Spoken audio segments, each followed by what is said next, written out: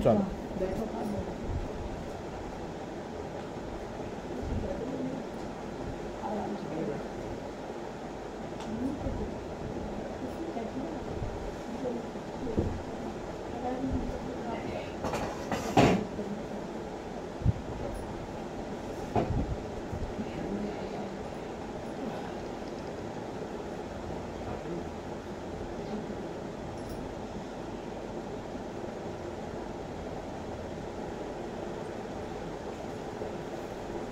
सत्यनारायण भगवान की जय।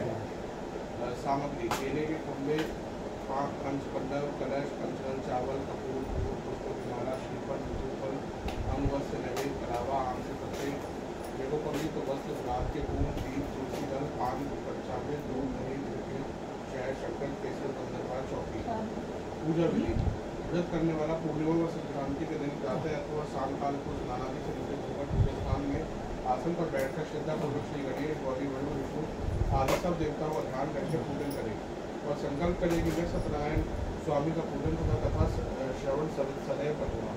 पुष्प हाथ में लेकर नारायण का ध्यान करें। यज्ञ पवित्र पुष्प, धूप, नैवेद्य आदि से युक्त होकर स्तुति करें। हे भगवान, मैंने श्रद्धापूर्वक फल, जल आदि सब सामग्री आपको अर्पण की है, इसे स्वीकार कीजिए। मेरा आपको बारंबार नमस्कार है। इसके बाद सत्यनारायण जी की कथा पढ़ें अथवा श्रवण करें। श्री सत्यनारायण व्रत कथा। पहला अध्याय। एक समय नैमिषारण्य तीर्थ में शौनकादि 88,000 ऋषियों ने श्री सूर्य जी से पूछा, हे प्रभु, इस कलयुग में वेद विद्या रहित मनुष्यों को प्रभु भक्ति किस प्रकार मिलेगी तथा उनका उद्धार कैसे होगा? इसलिए हे मुनि, ऐसा कोई तप कहिए जिससे थोड़े समय में पुण्य प्राप्त हुए तथा मनवांछित फल मिले। वह कथा सुनने की हमारी इच्छा है। सर्वशास्त्री ज्ञाता श्री सूर्य जी बोले, हे वैष्णवों में पूज्य, आप सबने प्राणियों के हित की बात पूछी है। अब मैं उस श्रेष्ठ व्रत को आप लोगों से कहूँगा जिस व्रत को नारद जी ने लक्ष्मी नारायण से पूछा था और लक्ष्मीपति ने मुनि श्रेष्ठ नारद से कहा था। तो ध्यान से सुनो। एक समय योगीराज नारद जी दूसरों की इच्छा से अनेक लोगों में घूमते हुए मृत्यु लोक में आ पहुंचे। यहाँ अनेक योनियों में जन्मे हुए प्राय सभी मनुष्यों को अपने कर्मों द्वारा अनेकों दुखों से पीड़ित देखकर सोचा, किस यत्न के करने से निश्चय ही प्राणियों के दुखों का नाश हो सकेगा।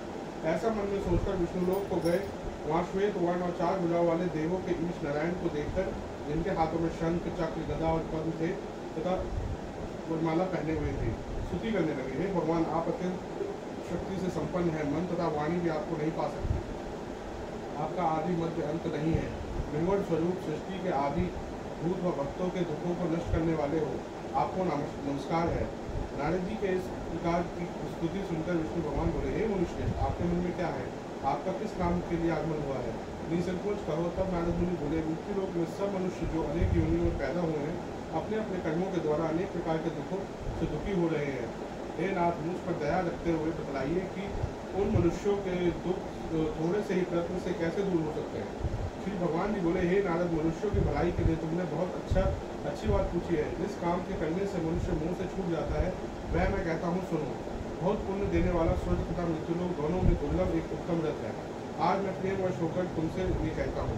सत्यनारायण का यह व्रत अच्छी तरह विधि पूर्वक करके मनुष्य आयु पर्यंत यहाँ सुख भोगकर मरने पर मोक्ष प्राप्त होता है।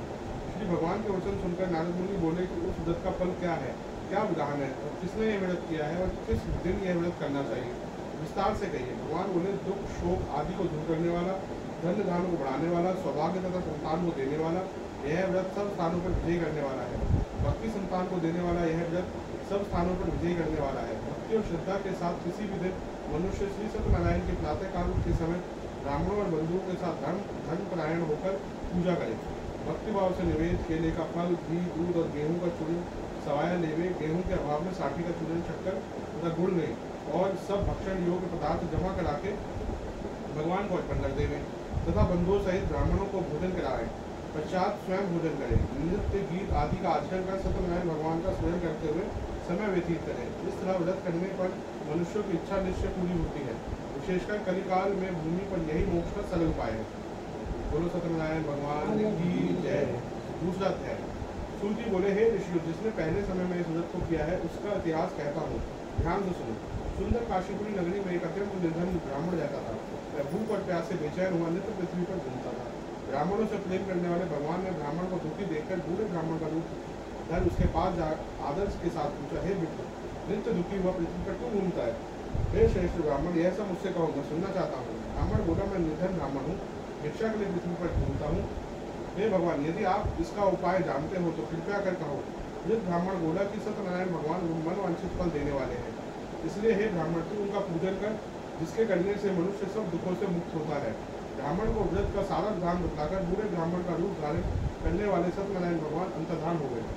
जिस व्रत को वृद्ध ब्राह्मण ने बतलाया है मैं उसको करूँगा। यह निश्चय करने पर उसे रात में नींद भी नहीं आई।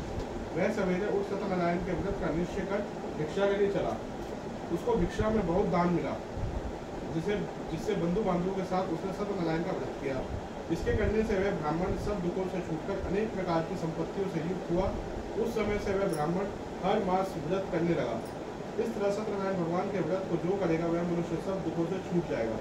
इस तरह नारद जी ने नारायण को कहा हुआ यह व्रत मैंने तुमसे कहा। हे विप्रो, मैं अब और क्या कहूँ। ऋषि बोले, हे मुनीश्वर, संसार में इस ब्राह्मण से सुनकर किस किस ने इस व्रत को किया, हम यह सब सुनना चाहते हैं। इसके लिए हमारे मन में श्रद्धा है। सूर्य जी बोले, हे मुनियों, जिसने यह इस व्रत को किया है वह सब सुनो।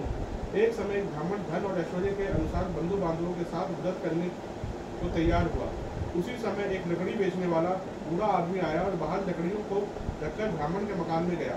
प्यास से दुखी लकड़हारा उनको व्रत करते देखकर ब्राह्मण को नमस्कार कर कहने लगा कि आप ये क्या कर रहे हैं, इसके करने से क्या फल मिलता है, कृपया आप करके मुझसे कहो। ब्राह्मण ने कहा, सब मनोकामनाओं को पूरा करने वाला यह सत्यनारायण भगवान का व्रत है। इसकी कृपा से मेरे यहाँ धन धान्य आदि की वृद्धि हुई है। ब्राह्मण से इस व्रत के बारे में जानकर लकड़हारा बहुत प्रसन्न हुआ। चरणामृत ले और प्रसाद खाने के बाद अपने घर को गया।